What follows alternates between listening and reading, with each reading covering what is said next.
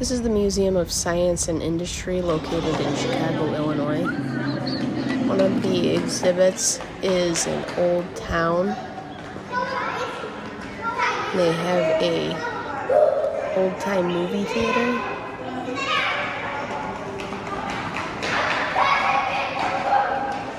And the reason they were called Nickelodeons is because the movie would cost a nickel.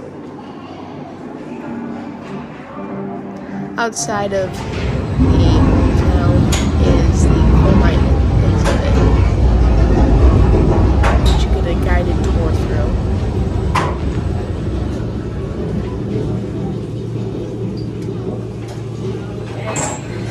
So our coal has now officially been weighed. This is how coal miners actually got paid for their day. They weren't paid hourly wages, they were paid by the weight of coal. So how much would we like to get paid for mining that coal? Yes. $1,000? $1,000 a day? That sounds really reasonable. I like that. $10. What else? Do we have any other amount? You have something? $2. $2? I heard 2 over here. What do you think?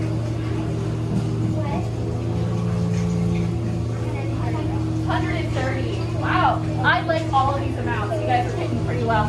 So coal miners unfortunately only made about 17 to 75 cents per ton of coal. What did you say?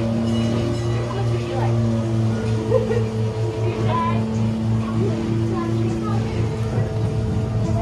How much? That's okay. That's alright. That's alright. It's about $6 today if we're putting it from 1920s money into 2023. So, they also were not paid in regular US dollars. Coal miners were paid in this. I'm going to pass a couple of these out to all of you. So what does this look like, my friends? Pass, add 2 more. Punch card, yeah. Great, folks. We can leave a little bit of space so your van can get back to that elevator. Will you leave a little space for us? This way. One way or the This other? way. Right or left? This way.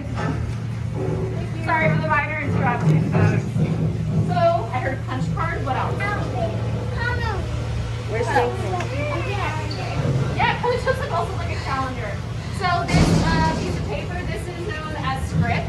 This is how our coal miners are going to pay for everything. So in order for me to get my script back, we are going to pretend to be coal miners paying for everything for that month. So I'm going to need $2 for rent. Can I have 2 of those back?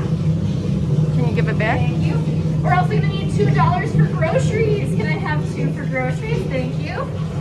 And we need $3 for medical bills because it seems like somebody in your family got sick. Ooh, I only have 2.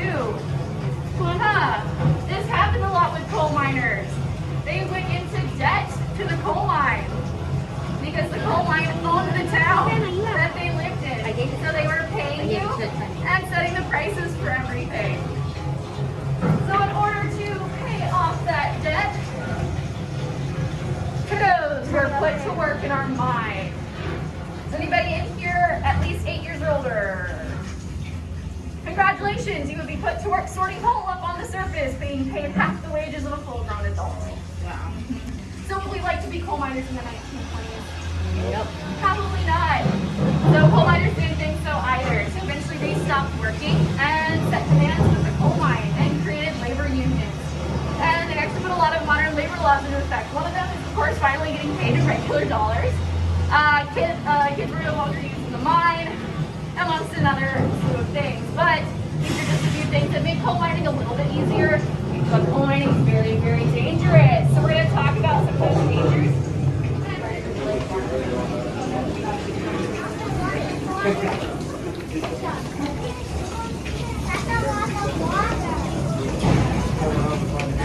Does not exist. I don't see a train. It's just me up here. Bang. Where's the flame? The train doesn't exist. There is no train. Not until I say there is. So, we're going to be talking about some dangers we can encounter in a mine. But do you all know anything dangerous about being in a mine? Yeah, if you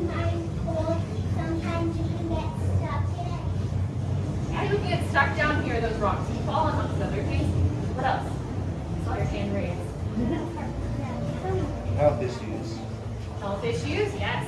Coal miners can get really sick from things down here. Yeah, definitely get stuck.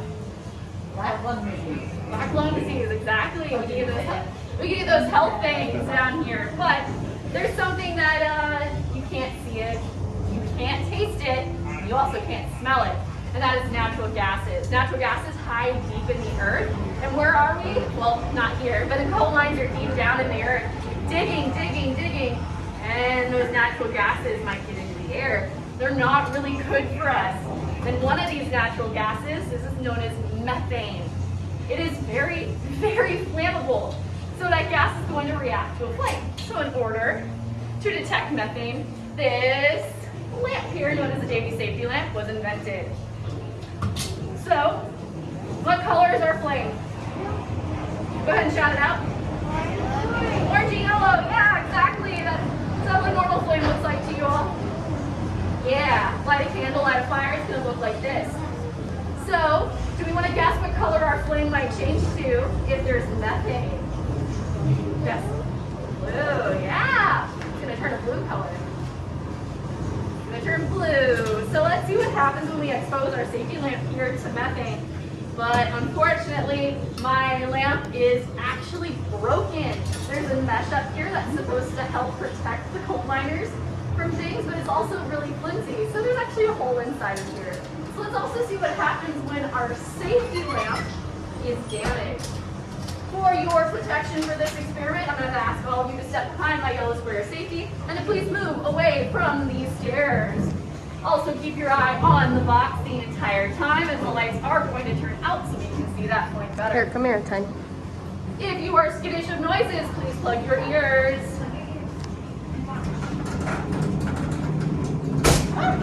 Woo! Oh goodness, what just happened there? What happened to that flame? Go ahead and shout it out. Go ahead. What happened? Tell me. The flame pooped out. Flame pooped out. Blew up too, right? It also turned blue. You really say it blew up. I love puns. So now imagine as a coal miner, I have this lamp attached to my hip or better up here for an additional light source. What if there's methane? What's going to happen to our coal miner? Am I going to catch on fire? I'm probably going to catch on fire. We don't need a miner pants on fire. So people invented this handy device to detect that methane better in the 1950s. It's known as a pocket methanometer. I know, complicated name, but the flame's gone. It's electronic as well, and it's going to be more accurate. It even vibrates when it gets to dangerous levels, so we know when to get out of the coal mine. So if you had to pick, which one would you rather use? Go ahead and point. Probably the electronic device. Now, which one do we think is more expensive?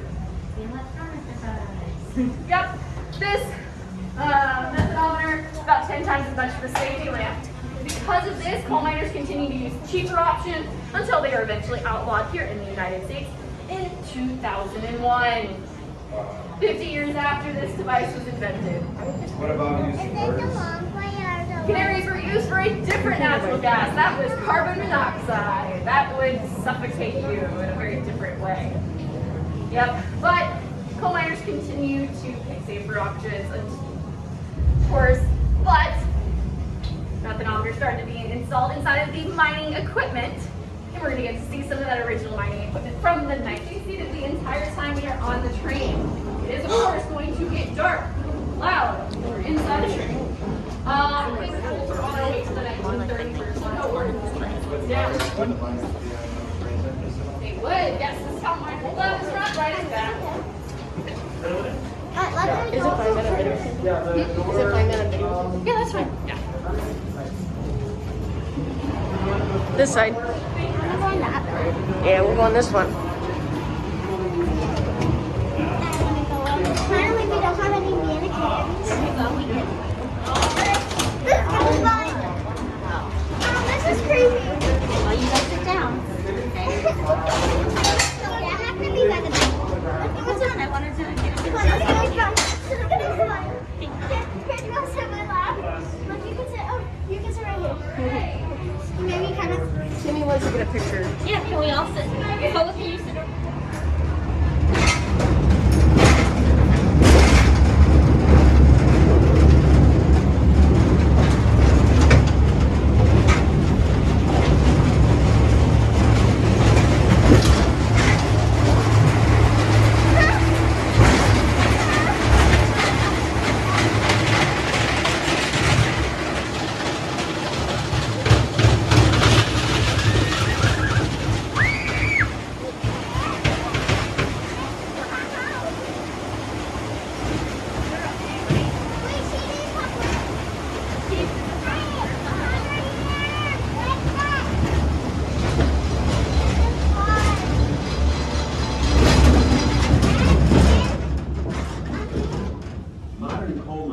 standards require maximum safety for the miners, and roof bolting is the most effective technique. Once the coal has been removed from the working section of the mine, about the size of a large room, the roof bolting machine, designed and built by FMC Corporation, drills holes into the ceiling. A bolt is anchored into the stronger sandstone above the coal seam to hold the roof in place. This drilling pattern provides a safer area in which miners can work. Without this safeguard, the roof might sag and eventually collapse. FMC roof bolting provides a safer and more permanently secure environment than former methods of roof support.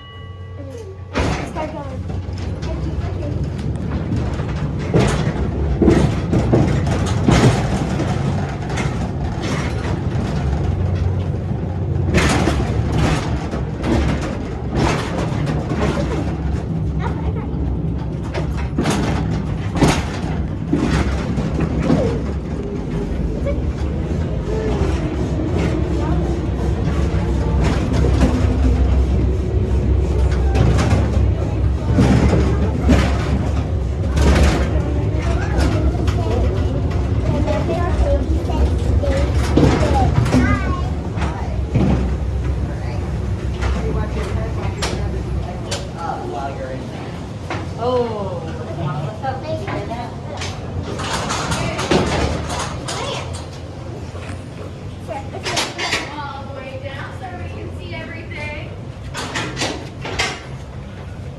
Friends, welcome to the 1930s of coal mining. And here we're going to be talking not about just about the machines, but so before the 1930s, coal miners were using hand tools like the iconic pickaxe here. There we go. It's very heavy. So this pickaxe here, its job would be carving out that gap at the very bottom of the wall that you can see. About a 6-inch high gap. It is 3 feet long. What coal miners would do is lay on their stomach and swing this side to side for hours at a time. But thankfully, you don't have to anymore. As this yellow flat top machine notice, the undercutter is going to do that for you, creating the undercut at the bottom with the saw blade at the front. Phase 2 is we gotta drill a hole. Instead of doing it by hand, we have the face drill. It also has a secondary part, this funny nozzle right here. It would be brought up to that hole, and then it would shoot compressed air inside. So imagine a giant puff of air, super strong, which causes that to shake and loosen the coal, dropping into the ground, because you created the undercut at the bottom. If that, yes. So it's kind of like a volcano that it poops and makes it blow out. Yeah, so it's kind of like the pressure that volcanoes have when they explode, but a little more controlled, thankfully. As you have that space at the bottom, which is kind of where the coal wants to go. It wants to go down instead of directly out at us. So if that didn't exist, coal would come blasting out at our coal miners, which it used to.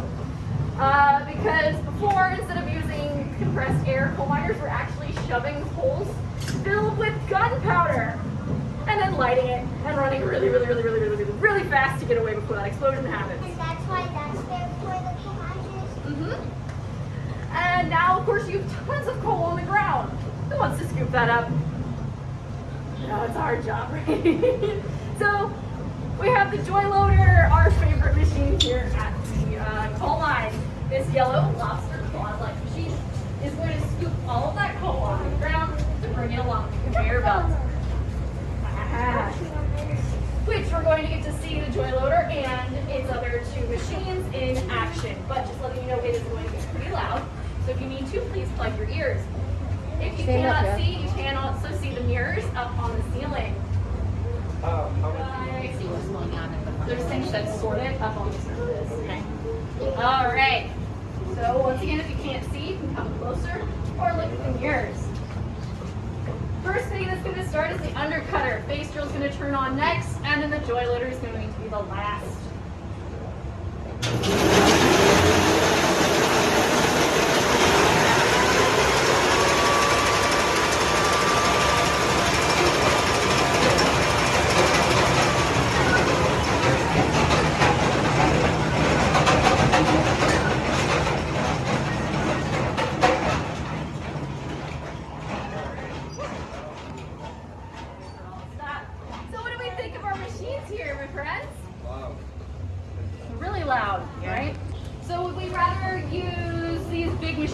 would we rather use our hand tools for 12 hours? Would you rather use your hands? You are brave, my friend. I like that. What about everything else? What else would we like to use? Machines. Machines. Yeah, these machines are a lot more efficient, so they're able to get more coal from the ground, and they're technically a little bit safer for our coal miners. They weren't having to toil 12 hours a day using pickaxe. But of course, a lot of coal miners lost their hearing. About 50% of their hearing was lost in just their first year. But we have one more machine that we're going to see. This one's from the 1960s, and as I stated earlier, and as Sammy mentioned, we can take the fun fossil tunnel. Go ahead and take a look up in the ceilings where the green lights are at, and you might encounter some fossils. Glowing ones.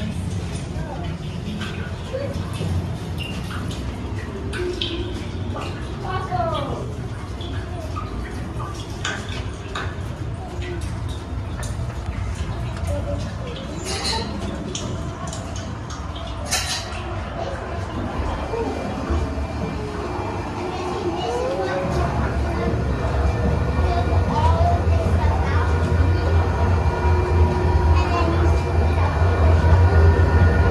Okay, we'll move it, okay?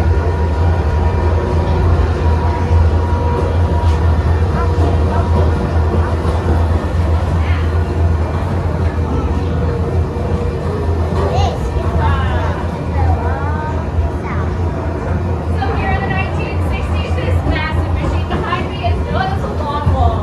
This isn't even the whole thing. Longwalls are well over 800 feet long. Yeah, they're ridiculously long. So, the job of the Longwall pretty much replaced the other three that we saw in the 30s. Its massive drill is going to drill all of that coal out, and then a conveyor belt looking at the bottom. That conveyor belt will take all the coal up to the surface. So, Longwall can only actually on its own move in a forward and backward direction. As you saw, once it hit the end, it goes back based off the track here. But there's tons of coal still to the right. So how is this machine doing so? Well, this hydraulic press is holding the ground up above it to protect the machine from any falling debris or our coal miner who's down here. This has to be released. And the machine is shifted forward a couple inches at a time, and then the supports are put back into place. But unfortunately, as this machine is making its way through the earth, it is leaving a giant gap, 10 feet tall, 800 feet long, and a couple thousand feet wide. And it is not supporting the 600 feet up above it. So what is happening to the ground? What's going to happen to the ground? Yeah. The ground's gonna fall on the machine, and it might break, and it might not break. Yeah, so that ground's going to collapse in. Is there stuff up above? Yes. Yeah. So if there's houses or other buildings, things will shift down into the earth. It's not really good. It's also really bad for our farmers who rely on that ground. How far does it go? How far does this go? In which direction? Like that. In the wall? Yeah. About 1,000 or so feet. Yeah, it's really far. How did they get all this machinery down here? The same way you get into the coal mine. How the coal miners do. All these machines. Yes, everything is brought down piece by piece and then assembled under the earth. And then it stays under the earth. And it's too expensive to remove things like the Longwall. All right, so we just have a little bit more. We're making our way back to the present day. Now go ahead and give a nice wave to our mini miners on the wall. They've been doing their job diligently since 1933. So if you guys want to follow me.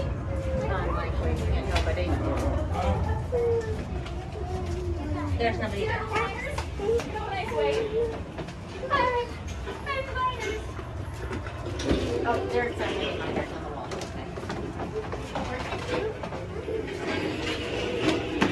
Okay. Chinese, slow down.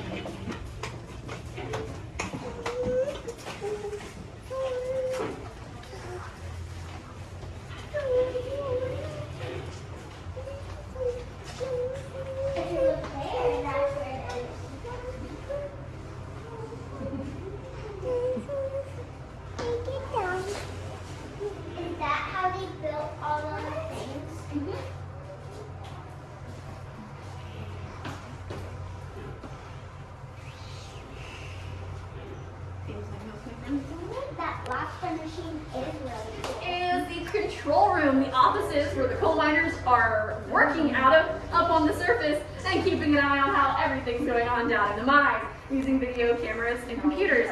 Because most of the machines down in coal mines, like the Longwall, they operate without miners now.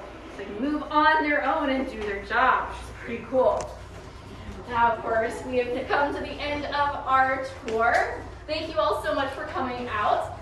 And of course, encourage you to explore the room. There's lots of really cool things. But if you'd like to head back. So that was part of our trip to the Museum of Science and Industry, located in Chicago, Illinois. The coal mine exhibit was great. If you liked this video, please like and subscribe.